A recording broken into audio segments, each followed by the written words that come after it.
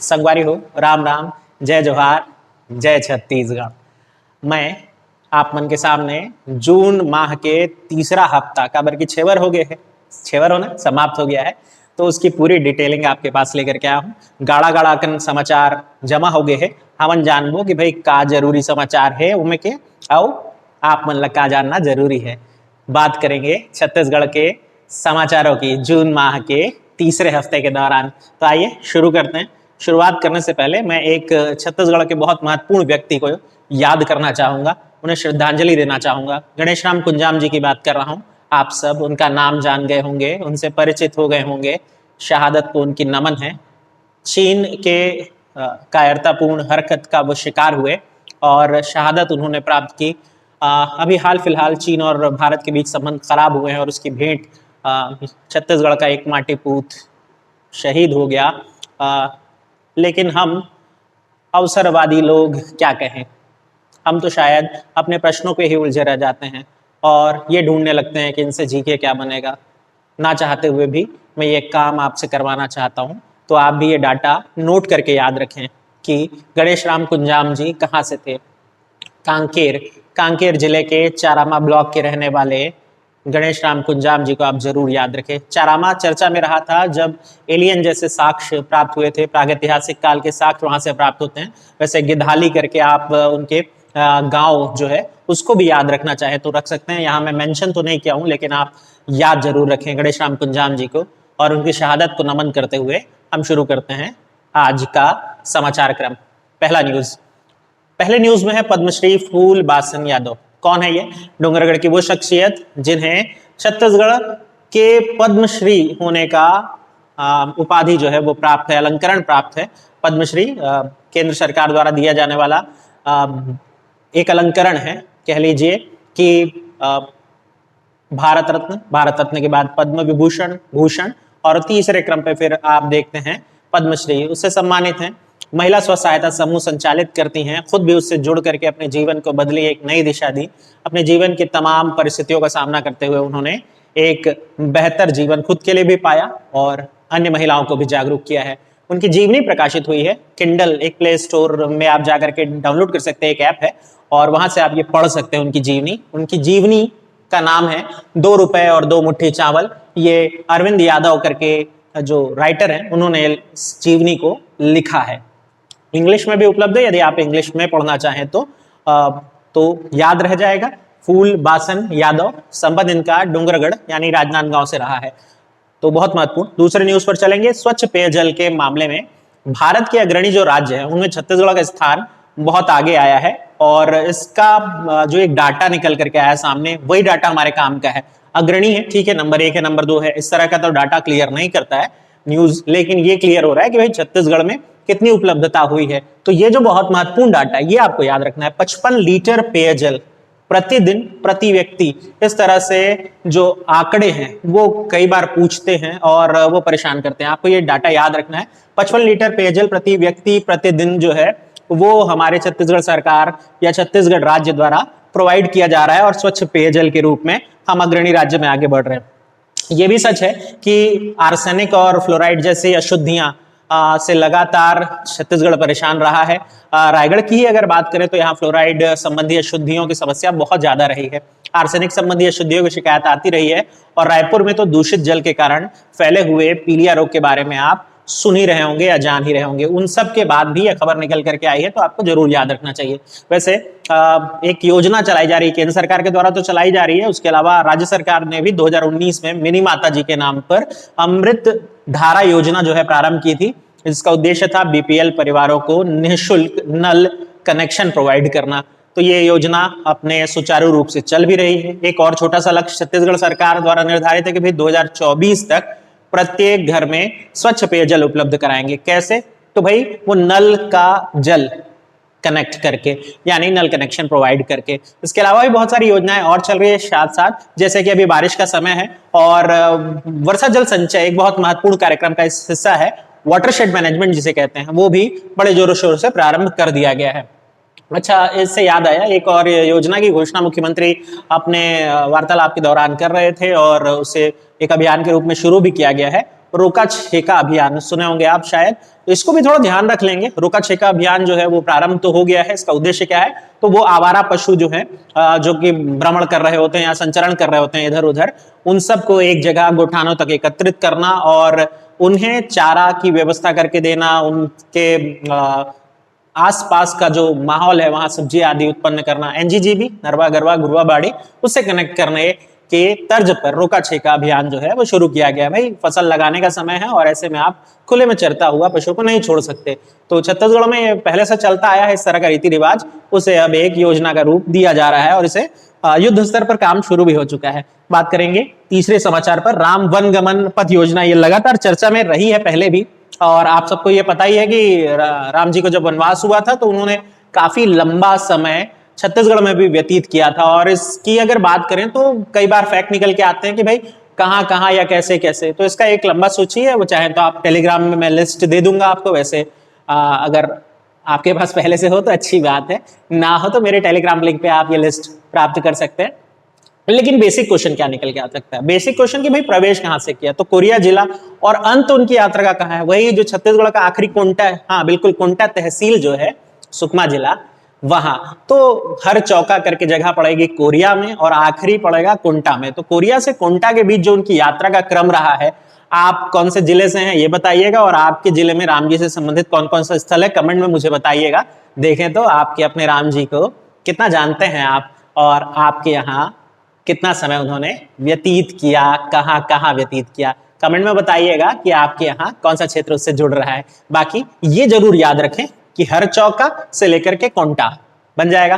तो ये जो योजना है इसमें 2200 किलोमीटर, स्पेसिफिक अगर कहें तो 2260 किलोमीटर का ये जो ट्रैक है वो बनाया जाएगा। आपको पता ही होगा कि जो एक सर्किट योजना बनाई जा रही है अलग अलग तरह के टूरिज्म की, उसमें ये भी एक हिस्सा बन रहा है कि भाई राम जी से जुड़े हुए स्थलों की यात्रा को जोड़ा जाए। तो इसमें ध्यान रखेंगे कुछ फैक्ट जो मैं निकाल पाया, जैसे कि 748 किलोमीटर, 748 किलोमीटर का जो दायरा है या जो सड़क निर्माण है वो एनएच के भीतर आएगा, राष्ट्रीय राजमार्ग के भीतर, वेरस जबकि 706 किलोमीटर जो है वो स्टेट हाईवे का हिस्सा बनेगा।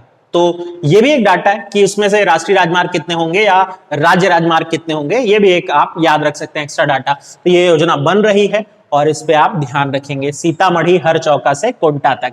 बात करेंगे अगली न्यूज पर, वन नेशन वन पेंशन। तो ये तो बहुत दिन से चल रहा है, केंद्र सरकार की योजना है, वो तो ठीक है, लेकिन छत्तीसगढ़ इसमें जुड़ रहा है, ये भी एक महत्वपूर्ण फैक्ट है जो आपको जानना चाहिए। इसकी घोषणा हो गई है, अगस्त माह से छत्तीसगढ़ भी इस योजना का हिस्सा होगा। हो सकता है आपसे पूछ ले कि किस माह से।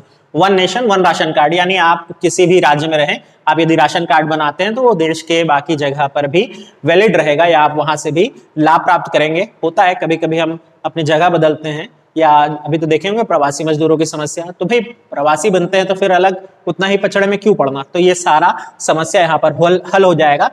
इसकी घोषणा छत्तीसगढ़ के जो खाद्य मंत्री हैं उन्होंने की। कौन है, तो आप अमरजीत भगत जी को जरूर जानिए, और ये भी जानिए कि जो केंद्रीय खाद्य मंत्री हैं पासवान जी, उन्होंने भाई एक तारीफ करते हुए छत्तीसगढ़ के बारे में कहा भी कि छत्तीसगढ़ का जो पीडीएस सिस्टम है वो पूरे देश में अव्वल है। वैसे इसी को मॉडल मान करके बाकी जगह भी पीडीएस सिस्टम शुरू किए गए थे। ये छत्तीसगढ़ के लिए गौरव की बात है, आप गर्व कर सकते हैं। बात करेंगे अगली न्यूज पे, बस्तर से। ये जो न्यूज है वो बहुत महत्वपूर्ण है। बस्तर में वैसे तो अभी एक बोधघाट परियोजना बहुत चर्चा में चल रही है, और हाल फिलहाल एक न्यूज जो काफी लाइमलाइट में रही वो ये था कि बस्तर में जो परियोजना बनेगी इंद्रावती नदी पर, उसका लाभ बस्तर वासियों को मिले, ये सुनिश्चित किया जाए। तो उस परियोजना में और किसी जगह या और किसी राज्य को इंक्लूड नहीं करके, किसी जिले में बाकी अधिक सुविधाएं ना प्रोवाइड करके, बस्तर में जो है ये परियोजना का लाभ मिले, ऐसी योजना जो है चल रही है। और इसमें यह भी सोचा जा रहा है कि भाई कम से कम पर्यावरण को डिस्टर्ब करते हुए इस योजना को पूरा किया। 40 साल से अटकी पड़ी है योजना। खैर, समाचार वो नहीं है, समाचार क्या है, बस्तर में आयरन स्पंज प्लांट लगने की बातें उठ करके आई हैं, और ये जो न्यूज है वो हमारे लिए बहुत जरूरी है। आयरन स्पंज प्लांट वैसे तो आप रायगढ़ में, भिलाई में या जांजगीर चांपा वगैरह में आप देखे हैं, लेकिन बस्तर अछूता रह गया, जबकि वहां संभावना है। लेकिन वही पर्यावरण का इशू हो जाता है। लेकिन अभी जो है हाल फिलहाल कुछ जो कंपनियां हैं उन्होंने निवेश जो है वो करने की बात की है। अभी आर्थिक मंदी का दौर चल भी रहा है और हमें जरूरत भी है, तो लगभग 500 करोड़ रुपए का निवेश जो है स्पंज आयरन प्लांट में करने की बात कही गई है। और अगर सब कुछ सही रहता है तो बस्तर में स्पंज आयरन प्लांट लगेंगे, लोगों को रोजगार प्राप्त हो सकेगा। ये एक पहलू है। दूसरा पहलू क्या है, पर्यावरण प्रदूषण। तो दोनों से जूझना तो पड़ता ही है, और प्रकृति की तर्ज पर ही विकास होता है या प्रकृति की भेंट पर ही विकास होता है, हम ये कहें तो भी सच होगा। दोनों का बैलेंस बना के कर सकें और अच्छी बात होगी। बात करेंगे एक अगली न्यूज की, 1 किलोग्राम अरहर दाल, हाँ, ये मुफ्त वितरण करने की योजना जो है वो भी अनाउंस हुई हाल फिलहाल के दौरान, और ये बीपीएल परिवार को लाभ मिलेगा इसका, ये भी ध्यान रखेंगे। कितना? तो 1 किलोग्राम। क्या कौन सी दाल? तो अरहर दाल। ध्यान रखें, चना दाल का वितरण पहले से चल रहा था, तो आप कंफ्यूज नहीं करेंगे। यहाँ क्या है? अरहर दाल है, और आपको वो याद रखना है। तो बीपीएल परिवारों के लिए 1 जून से इसको मान लिया गया है कि वितरित किया जाएगा। बात करेंगे एक और बहुत इंपॉर्टेंट ये अनाउंसमेंट थी कि भाई छत्तीसगढ़ में 2 जगह पर अत्याधुनिक हाईटेक वाले पशु चिकित्सा केंद्र बनेंगे। चुना गया 2 महत्वपूर्ण जगहों को, एक रायपुर को और एक बिलासपुर को। रायपुर क्यों? हमारे पास ऑलरेडी जंगल सफारी वहां मौजूद है, और दूसरा चुना गया हमारे बिलासपुर जिले को। तो बिलासपुर जिले जहां कानन पिंडारी मौजूद है, कानन पिंडारे में भी पशुओं के मरने की खबर भी चर्चा में रही। हालांकि ये आपसे नहीं पूछेगा, आपको दोनों चीज ध्यान रखनी कि कहां कहां अत्याधुनिक पशु चिकित्सालय बनाने की योजना जो है प्रस्तावित की गई है। कानन पिंडारी फर्स्ट ऑफ ऑल, और सेकंड जो है आप जंगल सफारी, उसको याद रखेंगे। तो ये एक समाचार था जो आपको ध्यान रखना है। इसी में एक खबर और, क्या होता है न्यूज़पेपर जब आप पढ़ते हैं, हेडलाइन पढ़ के नहीं छोड़े, उसके भीतर और भी आपको समाचार मिलेंगे। उसी का एक हिस्सा था कि छत्तीसगढ़ में हाथियों की संख्या के बढ़ने का जो समाचार है वो निकल के आया। पिछले 10 साल का एक रिकॉर्ड देखा गया, और उस 10 साल के दौरान छत्तीसगढ़ में उत्साहजनक रूप से हाथियों की संख्या बढ़ी है। हाथियों और मानव का संघर्ष भी बढ़ा है, और वो तो होना ही है क्योंकि हम उनकी जमीन खा रहे हैं। तो 225 हाथी हुआ करते थे, 290 अभी तक काउंट किए जा चुके हैं। लेकिन अगर पिछला ही हफ्ता हम देखें तो हम 5 हाथियों की बलि चढ़ते देख चुके हैं। अलग अलग कारणों से 5 हाथियों की मौत हो चुकी है। एक बड़ा चर्चा में रहा था गणेश नाम का दंतैल हाथी, उसकी भी मौत हुई है, और ये भी विवाद के दायरे में है। कैसे? जांच चल रही है, देखते हैं क्या होता है।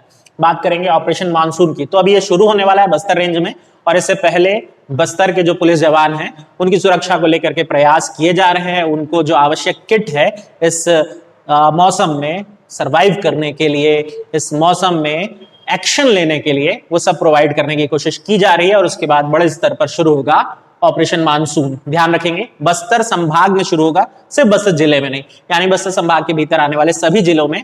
किनके खिलाफ? नक्सलियों के खिलाफ, जाहिर सी बात है। और ये छत्तीसगढ़ पुलिस का ऑपरेशन है। बात करेंगे बालाछापर की। बालाछापर क्या है? जशपुर में पड़ता है। बालाछापर चर्चा में आया था जब, आपको याद होगा, अलग अलग तरह के टूरिज्म सर्किट बनाए जा रहे हैं, और उसमें एक सर्किट बन रहा है ट्राइबल टूरिज्म सर्किट। तो ट्राइबल टूरिज्म सर्किट क्या होगा? बहुत सिंपल सी बात है भाई, जनजाति वाले जो क्षेत्र हैं वहां पर्यटन की संभावनाएं तलाशी जाएंगी, और इसी क्रम में बालाछापर को चुना गया है। बालाछापर में या जशपुर क्षेत्र में कहें तो पहाड़ी कोरबा है या बिरहोर का जो आवास है, उनकी कला संस्कृति को सहेजते हुए एक ट्राइबल विलेज की तरह विकसित किया जा रहा है इसे। अच्छा, वुडन कॉटेज बने हैं, यहाँ लकड़ी के कॉटेज बने हैं, बहुत सुंदर सा, वो आप देख पा रहे होंगे अगर समाचार पत्र आपने देखा होगा हाल फिलहाल में, तो बहुत सुंदर सी एक संरचना जो है वो बनी हुई है। नहीं देखे हैं तो भाई टेलीग्राम पे आइए, हम हर न्यूज की फोटो वगैरह भी भेज रहे होते हैं। तो आप वहां जा करके अपनी छुट्टियां मनाइएगा, और ये जगह याद रखिएगा। जगह है बालाछापर, पड़ेगा जशपुर में। ट्राइबल टूरिज्म सर्किट के भीतर विकसित किया जा रहा है। कुछ 8 करोड़ की लागत से यह बनाया जा रहा है। और अगर और डिटेल करें तो भाई कटनी गुमला मार्ग पर स्थित है ये, ठीक है? जाने का मन हो बिल्कुल पहुंचिएगा। छत्तीसगढ़ के बहुत खूबसूरत जिलों में से एक जिला जशपुर, ठीक है? जशपुर में मैं पहले भी एक चर्चा की थी, बहुत सुंदर जगह है, देश देखा, जब जाए तो देखें। बात करते हैं पावर कंपनी का पुनर्गठन। अच्छा, ये भी एक न्यूज रहा, हालांकि इसको बहुत हाइप तो नहीं मिली है, लेकिन आप ध्यान में रख लें। छत्तीसगढ़ में पावर कंपनियों की संख्या 5 है, जिसका भी पुनर्गठन किया जाना है। और ये उन कंपनियों का पुनर्गठन हो रहा है जो 2009 के बाद से बनी। इनकी संख्या घटाई जाएगी और घटा करके 3 कर दी जाएगी। तो पावर कंपनियों का पुनर्गठन 5 से घटा करके 3 करने वाले हैं, ये आपको ध्यान रखना है। छत्तीसगढ़ सरकार की अनाउंसमेंट है, ये प्रस्ताव हो चुका है, और ये तो बहुत महत्वपूर्ण न्यूज है भाई। इससे प्रश्न जरूर बन रहा है, ध्यान रखेंगे। लघु वनोपज, वनोपज आप सब जानते हैं 2 तरह से आप यूज करते हैं, और एक जो है वो वृक्ष आदि के नाम पर आप तो देखते हैं, और एक लघु वनोपज होता है जो कि आय का बहुत बड़ा हिस्सा बनता है छत्तीसगढ़ राज्य के लिए। पहले इसमें क्या है, 25 वनोपज, लघु वनोपज की खरीदी होती थी, अब इसको बढ़ा करके 31 कर दिया गया है, यानी 6 नई चीजें जुड़ गई। और 6 नई चीजें जुड़ी हैं तो आपको वो 6 चीजों का नाम याद कर लेना चाहिए। वो 6 चीजें कौन कौन सी है? वन तुलसी, उसके अलावा वन जीरा, इमली का बीज बेहड़ा और औषधि के रूप में प्रयोग होता है। उसके अलावा कचरिया और नीम बीज। कुछ लोग कचरिया से परिचित नहीं है और मेरे एक मित्र हैं जो जुड़े हुए हैं ग्रुप में, उन्होंने मुझसे पूछा भी था कि कचरिया होता क्या है। तो अगर आप छत्तीसगढ़ क्षेत्र से हैं तो शायद आपने बुंदेला नाम सुना होगा। कचरिया हरियाणा वगैरह के साइड काफी प्रयोग किया जाने वाला एक फल है या वनोत्पाद है समझ लीजिए। चटनी आदि बना करके खाने का जो है काम किया जाता है इससे। तो बुंदेला या कचरिया, फोटो नहीं मिलेगी तो मांग लीजिएगा, टेलीग्राम पे मैं पोस्ट कर दूंगा या व्हाट्सएप पे मांग लीजिएगा, मेरा नंबर आपके पास मौजूद है। नहीं तो लिंक में डिस्क्रिप्शन होगा, नीचे आप देख सकते हैं और मुझसे जुड़ सकते हैं। तो ये सारी चीजें जो है आपको ध्यान रखनी है। 25 पहले थी, 6 नहीं जुड़ी हैं, आपको नाम याद रखना है। ठीक है, आगे बढ़ते हैं। अब पौनी पसारी योजना, न्यूज पुरानी है लेकिन ध्यान रखें इसमें फिर से ये न्यूज पेपर में छपी थी, तो मैं आपको बता दूं कि भाई 166 नगरीय निकाय में पौनी पसारी योजना बनाई जाने वाली है या बन भी रही है। पौनी पसारी योजना का उद्देश्य है कि स्थानीय लोगों को या स्थानीय स्तर पर लोगों को रोजगार प्रोवाइड करना। कैसा रोजगार? स्वरोजगार, जहां वो खुद से अपनी दुकान आदि के माध्यम से अपने लिए रोजगार पा सके। तो पौनी पसारी योजना को आप याद रखेंगे, महत्वाकांक्षी प्रोजेक्ट में से एक रहा है ये छत्तीसगढ़ सरकार के लिए भी। इसके अलावा एक फनी आप कह सकते हैं या मजेदार आप कह सकते हैं या खुश हो सकते हैं, एक न्यूज आई चमन बहार। न्यूज क्या कहे, फिल्म है, फिल्म चमन बहार। और ये फिल्म जो है वो छत्तीसगढ़ में शूट हुई है। कलाकार तो खैर छत्तीसगढ़ के काफी नहीं दिखे, लेकिन भाई ये फिल्म जो है नेटफ्लिक्स पर रिलीज हुई। नाम है चमन बहार और आपको निर्देशक का नाम याद रखना चाहिए, अपूर्वधर बड़गैया। बिलासपुर के रहने वाले भाई साहब प्रकाश झा के असिस्टेंट रहे। प्रकाश झा बड़े डायरेक्टर हैं, अपहरण देखी होगी, गंगा जल देखी होगी, हाँ, तो उनके सहायक निर्देशक के रूप में उन्होंने काम किया। और फिर बाद में छत्तीसगढ़ चूंकि अंदर उनके रचा बसा था तो उन्होंने अपने अंचल को समेटते हुए एक फिल्म बनाई, नाम रखा चमन बहार। नाम से पता चल गया होगा, पान ठेला संचालित करने वाले एक शख्स की कहानी पर यह फिल्म बनाई गई है। और इसमें हीरो कौन है? हीरो है अपने जीतू भैया। जीतू भैया कौन? तो भाई आप सब जानते होंगे, वेब की दुनिया से जुड़े हुए हैं, और नहीं तो फिल्म जरूर देख लीजिएगा। छत्तीसगढ़ अंचल पे बिलासपुर क्षेत्र। अच्छा, इस फिल्म में एक बड़ा महत्वपूर्ण विषय उठाया गया, इनफैक्ट दो बहुत महत्वपूर्ण विषय उठाए गए हैं। पहला कि जब बिलासपुर जिले से मुंगेली अलग हुआ तो भाई लोगों के जीवन में क्या परेशानियां आ जाती है। हालांकि सिर्फ एक के जीवन में दिखाया, लेकिन क्या चेंजेस आ जाते हैं वो भी आपको समझने का मौका मिलेगा। और दूसरा, आपको याद है वो 10 का नोट जिसपे लिखा होता था, हाँ, बस वही सोनम गुप्ता वाला। हाँ, तो इसमें उस पॉइंट को भी याद रखने की कोशिश की गई है। इनफैक्ट वो विषय उठाया गया है, बहुत मार्मिक विषय है और आप इसे समझने का प्रयास करिएगा। अच्छा होता कि अगर दूसरे वाले पक्ष की सोच भी दिखाई देती वहां कि क्या गुजरती है अगर आप किसी लड़की के नाम पर इस तरह से कमेंट कर दे। तो अपने व्यक्तित्व को सुधारिए, ध्यान रखिए और सीख लीजिए। तो आपके अपूर्वधर बड़गैया, फिल्म की शुरुआत वैसे सारंगढ़ के नाम से होती है। आगे बात करते हैं, बहुत कुछ और है जानने के लिए। तो द्वारका ये जगह दिल्ली में है और यहाँ छत्तीसगढ़ भवन जो है उसका शिलान्यास कर दिया गया है। अभी तो क्या किया गया, सब ऑनलाइन किया गया, तो ऑनलाइन शिलान्यास हो गया है। आगे चल के बिल्डिंग जब बनेगी तो वहां छत्तीसगढ़ से जाने वाले ऑफिसर्स या नेतागण जो है उनके रुकने की व्यवस्था या छत्तीसगढ़ से शिक्षा प्राप्त करने गए हुए लोगों को रुकने आदि के प्रबंध के लिए बनाया जाएगा। छत्तीसगढ़ भवन द्वारका दिल्ली में है, ये ध्यान रखेंगे। बात करेंगे भोरमदेव सहकारी शक्कर संस्थान।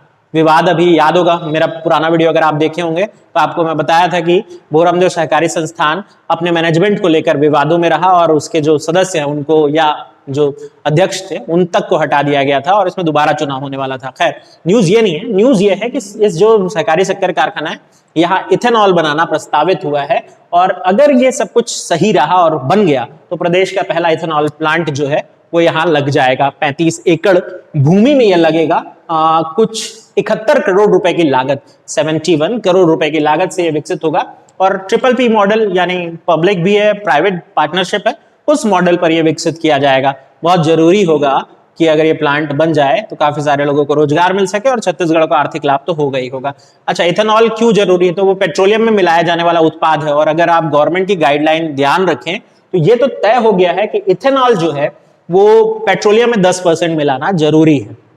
ठीक है, अब बात करते हैं कि कितना उत्पादन होने का लक्ष्य रखा गया। तो 40,000 लीटर के रूप में उत्पादन जो है शायद हो सके अगर सब कुछ सही रहा तो, ये ध्यान में रखेंगे।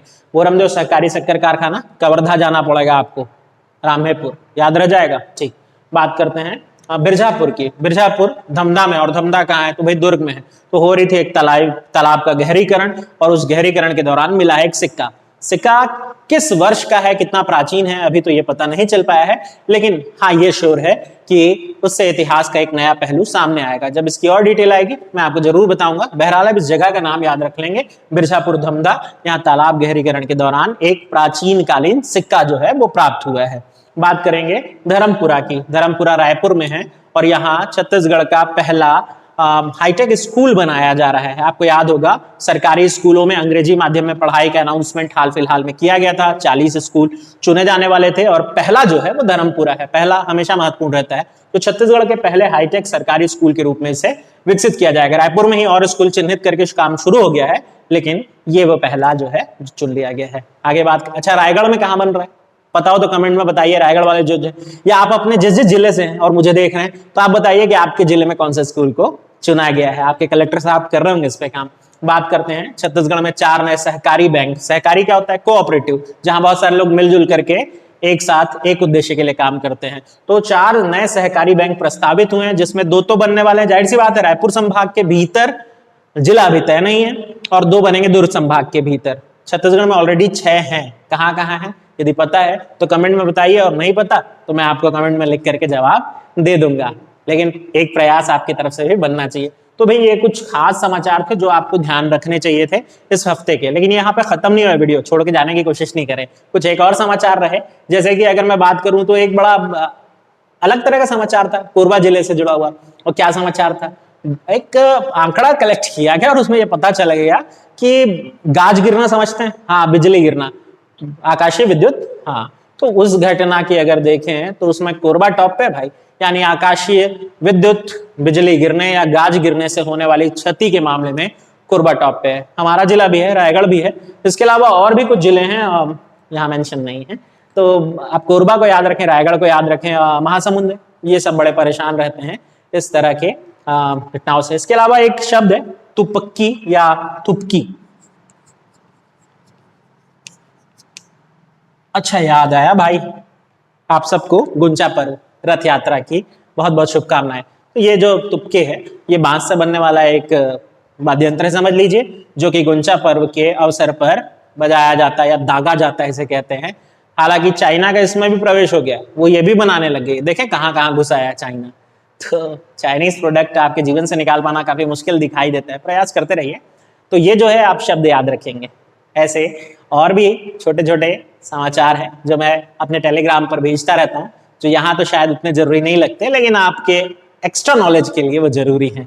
तो आप हमसे जुड़े रहिए, और ऐसी बातें हम करते रहेंगे। काफी दिन बाद फिर से मिलना हुआ, अच्छा लगा मिलकर के। वीडियो अंत तक देखने के लिए धन्यवाद। अच्छा लगा तो लाइक करिएगा, कमेंट करिएगा, शेयर करना मत भूलिएगा। चलते हैं अब। जय जोहार, जय छत्तीसगढ़।